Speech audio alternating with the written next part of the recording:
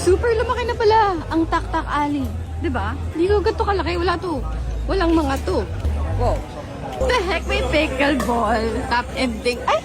Top ending.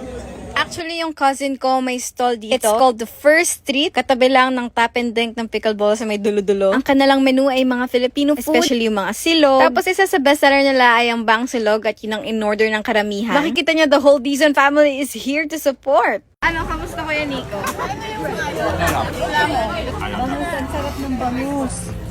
Sarap ng bangus? Yes. Kamusta, Nico?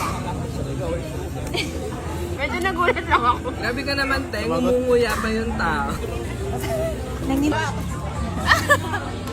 Mga kapatid.